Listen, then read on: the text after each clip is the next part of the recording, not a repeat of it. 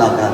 Why I'm spending my time, small resources, pati akon nga kabudlay sa pagkampal, ang akon pagkapaos sa mga leaders meeting. Pero looking back, bakulod doon kamalugit sa akon na record. Ever since I'm standing for good governance, I am standing for the interest of Bacolod City. In the previous elections, kamalugit mo, gagdagan ko party list as a party list congressman. The group of Progreso under Mayor Victor Dia is not supporting me because I stand for what I believe. Now, supposedly, kung traditional mga politiko, masakay-sakay lang mo kay Mayor Bing sa muna, matugang pabuto ko.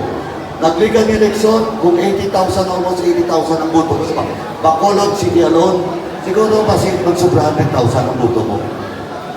But now, I am standing in front of you because I still stand for what I believe. Bacolod needs real change. And that change will be delivered by our next mayor, our future mayor, after this May 12 election. By June 30, the next mayor of Bacolod City will be Mayor Elcid Familiaran. Now, siling nila, ikaw man di, sa mga leaders ko, ikaw man di nagdala kay Alvin. Si Alvin hindi na mo kilala. Nabakian lang namon. Amo na ang sa mga leaders. And in fact, that is the truth. That Alvin Benitez is not an elected public official in Bacolod City before the 2022 election. And my leaders, me, and Bacolodons campaign for him to be the next mayor of Bacolod. And we did it. Naging mayor siya subong sa Bacolod City.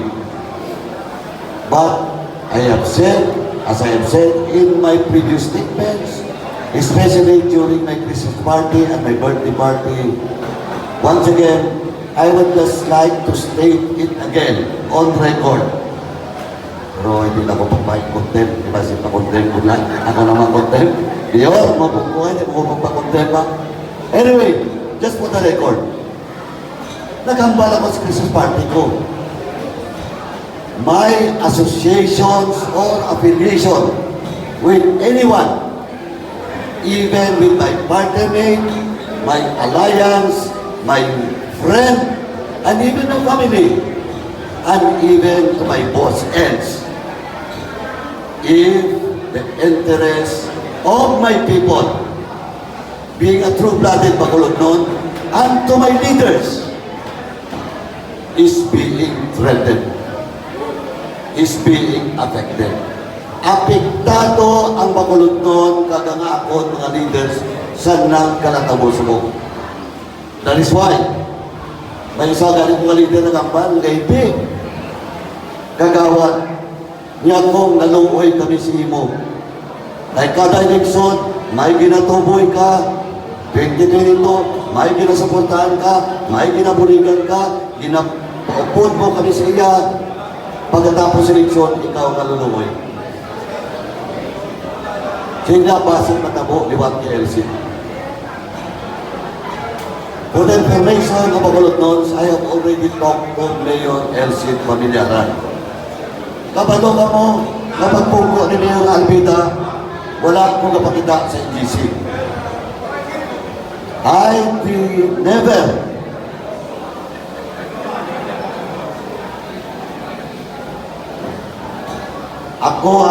gusto ko lang na wala ako na nag-obra sa NGC. Wala ako nag-negosyo sa NGC. Kung may problema ang NGC to Mayor Alvin, kinapatawagan ko. And honestly, as I will, in fact, during the first few months, sabi nga po ko bilang mayor, may problema ang pulis sa gasolina. Nakita ni Medyo si Kong para masolbar ang problema. Wala ko na nag-impra sa problema sa NGC. Alin sa muna, alin pagpupuya, in the very first day, bilang mayor siya, may ko nag-impra. Gabulig lang ko na kung ano ang ako dapat ibulig kung may mga problema. Now, with Mayor Elcid here in my side, the next mayor of Bacolod City, tapos na kami istorya. I will be actively joining and help Mayor Sid Pamilaran in the affairs of NGC without any compensation. Maski pisos, may nakapaon. Kabalo mga usakon, amo na lang nabiling sa akon sinin ko, respeto kag ang akong apelido. Hindi ko da magnegosyo. But I want to make it sure that the governance in Bacolod City, real change, matutuon kapag bago sa Bacolod City, matapos sa talong ni Mayor Sid Pamilaran. Sa rin ko gani, hindi ako magtulong-tulong, nang hindi ako mapiyungan. Kaysa sa katulong ko at sa piyong ko, nagatabo ang milagro. Ang mga realidad. Now, kabalo ko, next question.